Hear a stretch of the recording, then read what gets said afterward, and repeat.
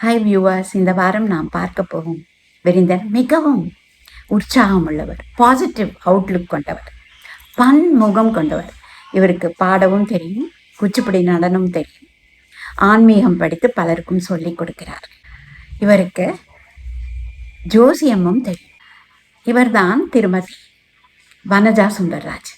இவர் 37 வருடம் ஏஜிஎஸ் ஆஃபீஸில் பணிபுரிந்து சீனியர் அக்கௌண்ட்ஸ் ஆஃபீஸராக ரிட்டையர் ஆனவர். ரிட்டையர் ஆனப்புறமும் இவர் நிறைய படித்தார். அதாவது சான்ஸ்கிரிட், திவ்ய பிரபந்தம், பகவத்கீதா, வைஷ்ணவிசம் இவற்றில் முதுகலை பட்டம் பெற்றார். இதை தவிர்த்து இவர் இப்பொழுது டெல்லி யூனிவர்சிட்டியில் சான்ஸ்கிரிட் காவியங்கள் படித்து வருகிறார். இவர் சூப்பர் சீனியர் சிட்டிசன், 80+. இந்த சுவாரஸ்யமான பெண்மணியை பார்க்க ஆவலாக இருக்கிறது அல்லவா? வாருங்கள், அவரை சந்திப்போம்.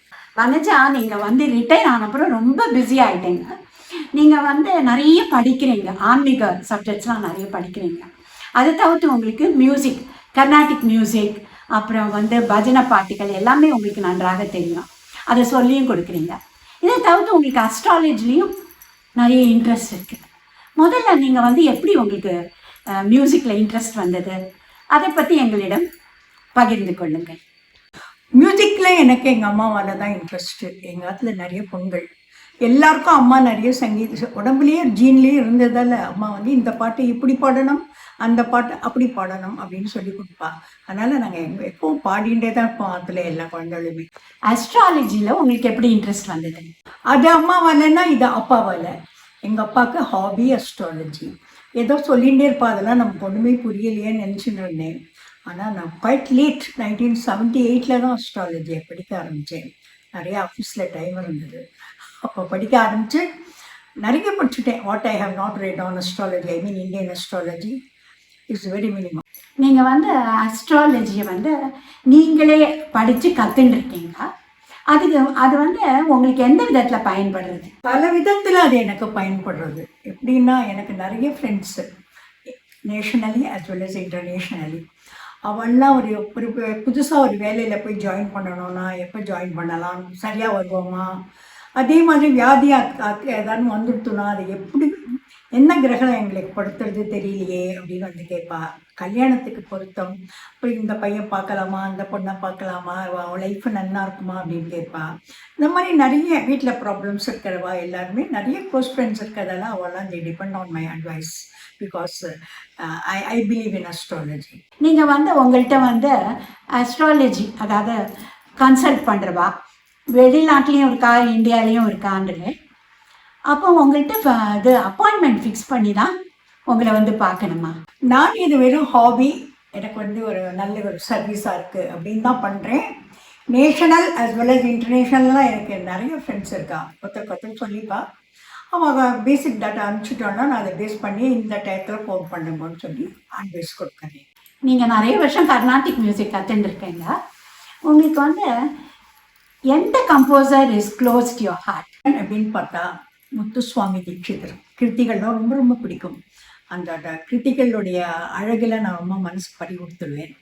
மற்றபடி பாடாந்திரம்னு பார்த்தா நான் எல்லாத்தையும் ஈக்குவலாக தான் கற்றுன்றேன். நீங்கள் மியூசிக்கில் கிளாஸஸ்லாம் எடுக்கிறீங்க. என்ன மாதிரியான பாட்டுகள் நீங்கள் நிறைய பேருக்கு சொல்லி கொடுக்குறீங்க? நான் கான பக்தின்னு ஒரு டிவோஷனல் குரூப் வச்சுருக்கேன். முக்கியமாக நிறைய டிவோஷனல் சாங்ஸ் தான் சொல்லிக் கொடுக்குறேன். கர்நாடிக்கு சொல்லிக் கொடுக்கணுன்னா அதுக்கு ரொம்ப சின்ன வயசாக இருக்கணும். நாங்கள் சொல்லிக் கொடுக்குற ஆள் எல்லாரும் என்ன மாதிரி ஆஃபீஸில் வேலை பார்த்து ரிட்டையர் ஆனவா. அதனால் டிவோஷனல் தான் சொல்லிக் கொடுக்குறேன். நாங்கள் நிறைய கோயில்களில் பாடியிருக்கோம், உள்நாட்டிலையும் பாடியிருக்கோம், வெளிநாட்டிலையும். நீங்கள் டிவோஷனல் சாங்ஸை நிறைய பேருக்கு சொல்லி கொடுத்துருக்கீங்க, நிறைய சொல்லி கொடுத்துருக்கீங்க. எந்த கம்போசர்ஸோட டிவோஷனல் சாங்ஸ் சொல்லி கொடுத்துருக்கீங்க? டிவோஷனல் சாங்ஸ் அப்படின்னு பார்த்தா, நான் சர்வீஸில் இருந்தபோதே வி ராமமூர்த்தி ராவ்னு பீப்சன் ஜோஷியோட நல்ல சிஷ்யர், அவர் ரொம்ப பெரிய ஞானஸ்தர். அவர் நிறைய புரந்தரதாசர் மற்றபடி கன்னடாவில் ரொம்ப அபூர்வமான கீர்த்தனைகள்லாம் எங்களுக்கு சொல்லி கொடுத்தார். அது தவிர அபான்ஸ் நிறைய சொல்லி கொடுத்தார். ரொம்ப நல்லா அதே பாணியில் சொல்லி கொடுத்தார். அது அப்புறம் ரிட்டையர்மெண்ட் ஆன அப்புறமா I started learning Annamacharya from S R Janakiraman sir. அவர் திருப்பதியில் பெரிய ப்ரொஃபஸராக இருக்கார். அப்புறம் அடுத்ததில் பிரேமா பிரபாகரன், அதுக்கப்புறம் மிஸ்டர் உபேந்திர குப்தாங்கிறவர் நிறைய பாட்டு சொல்லி கொடுத்தாரு. முக்கியமாக அன்னமாச்சாரியார் நூற்றுக்கணக்கில் கற்றுனேன். அதெல்லாம் நான் கான பக்திங்கிற குரூப் ஆரம்பித்தப்பறம் அத்தனையும் என்னுடைய குரூப் சின்ன ஸ்மால் குரூப் 6 or 7 ஸ்டூடெண்ட்ஸ். அவள்லாம் என்ன மாதிரியும் ஜாப்ல இருந்து கவர்மெண்ட் சர்வீஸ்லலாம் இருந்து ரிட்டையர் ஆகி கொஞ்சம் சொல்லிக் கொடுக்குறா, நம்ம போய் சேரலாமே அப்படின்னு வந்து சேர்ந்தவா. இப்போவும் அவள் தான் கண்டினியூ பண்ணுறா என்கிட்டங்க. நீங்கள் நிறைய கிளாஸஸ்லாம் எடுக்கிறீங்க. அதர் தென் மியூசிக் நீங்கள் வேறு என்ன கிளாஸஸ் நடத்துகிறீங்க? கொரோனா டைமில் நேரை வந்து கற்றுக்க முடியாததால் சங்கீதம் வந்து ரிக்வயர்ஸ் பர்சனல் ப்ரெசன்ஸ், அது முடியாத போயிட்டதால வியாக்கியானங்கள்லாம் அது மாதிரி சொல்ல ஆரம்பித்தேன். சரசநாமம் சொல்கிறேன், பகவத்கீதை சொல்லி கொடுக்குறேன். அதை தவிர தனித்தனி கதைகள்லாம் சொல்லி நீங்கள் வந்து கான பக்தின்னு ஒரு குரூப் வச்சுருக்கீங்க.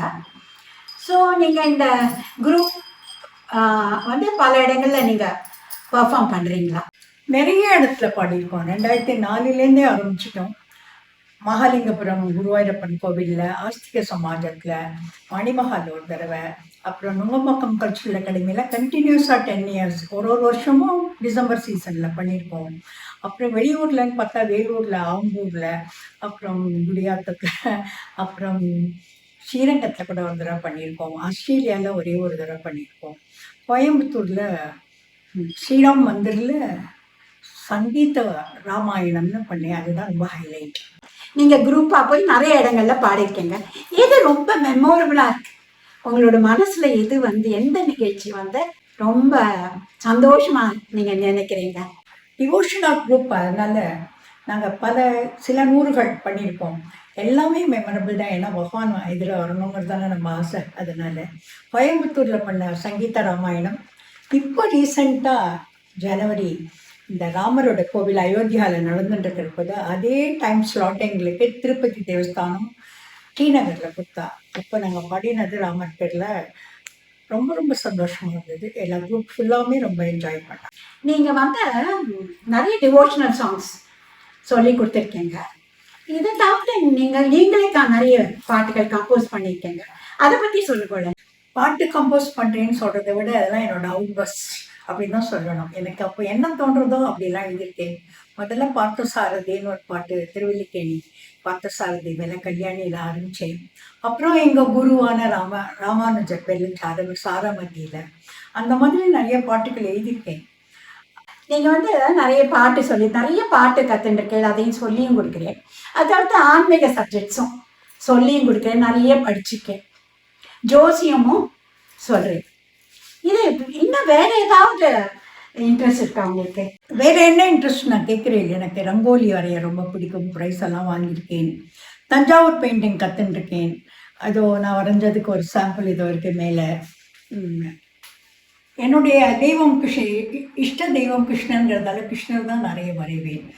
ஃப்ரீ ஹேண்டில் வரைவேன். வெறும் பேப்பர் கொடுத்தா போகிற எனக்கு ஒரு பெண்ணை கொடுத்தா.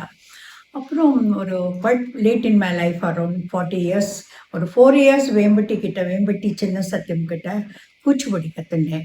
ஆனால் அப்புறமா ரொம்ப ஃபாலோ பண்ண டைம் இல்லை எனக்கு, because of my office work and all that. நீங்கள பல விஷயங்களை கற்றுண்டு இருக்கேன்னு சொல்லியும் கொடுக்குறேன். இதனால் கிடைத்த அனுபவம் பற்றியும் மன திருப்தியை பற்றியும் எங்களிடம் பகிர்ந்து கொள்ளுங்கள். உங்கள் கேள்வியே பதில் வந்துடும். எப்படின்னா கற்றுண்டு இருக்கேன், மற்றவாழ்க்கை சொல்லியும் கொடுத்தேன். அப்படின்னு கற்றுந்ததான் மற்றவாக்கிட்ட சொல்லி கொடுத்தது தான் எனக்கு பிடிச்ச ரொம்ப பெரிய சந்தோஷமாக இருக்குது. ஏன்னா நான் ஆசையாக கற்றுனதான் நான் ஆசையாக சொல்லி கொடுக்குறேன். அது எனக்கு வந்து என்னுடைய பொழுதே நல்ல பொழுதாக நான் வாழ்க்கையில் கழிச்சிருக்கேன் என்பதில் எனக்கு பரம சந்தோஷம். நீங்கள் நிறைய பாட்டு கம்போஸ் பண்ணியிருக்கேன், எங்கள் நேயர்களுக்காக கொஞ்சம் பாடி காட்டுங்களேன். இந்த பாட்டு கிருஷ்ணரை நோக்கி பாடின பாட்டு தான். அமிர்தவர்ஷினி ராகத்தில் அடங்கியிருக்கு. இது வந்து லிரிக்ஸ் வந்து ஒரு மாதிரி ஒன்றிலிருந்து ஒன்று போகும். அதை கவனிச்சேன்னா புரிஞ்சுக்கு.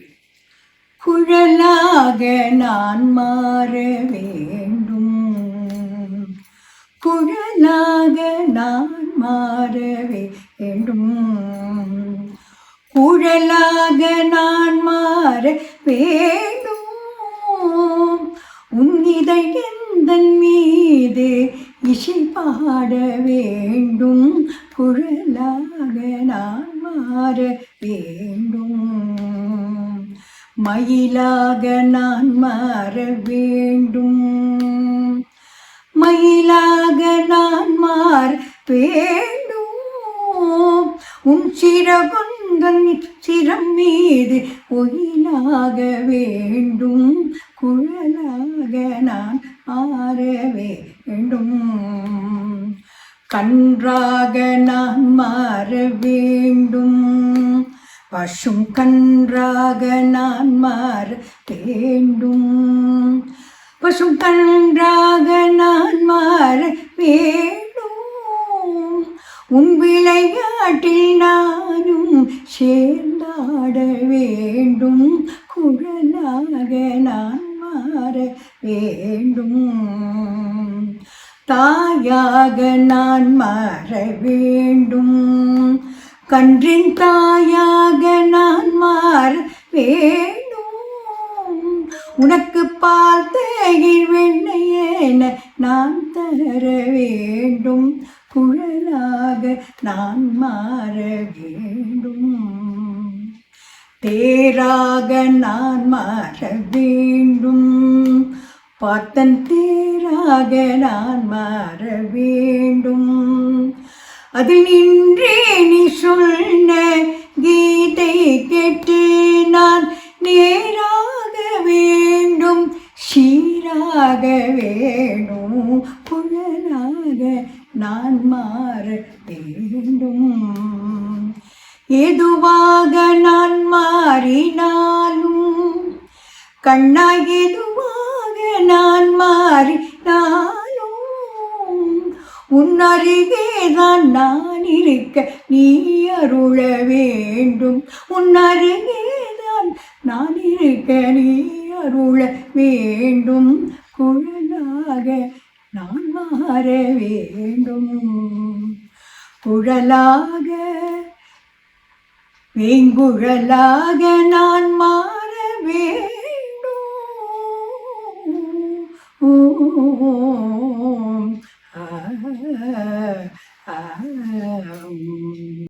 என்ன நேயர்களே, இந்த கலந்துரையாடலில் திருமதி வனஜா சுந்தரராஜன் அவர்கள் பல விஷயங்களை நம்மிடம் பகிர்ந்து கொண்டார். இந்த நிகழ்ச்சி உங்களுக்கு பிடித்திருக்கும் என்று நினைக்கிறேன். அடுத்து வேறொரு விருந்தினரை சந்திக்கும் வரை உங்களிடமிருந்து விடைபெறுவது பார்வதி பாலகிருஷ்ணன்.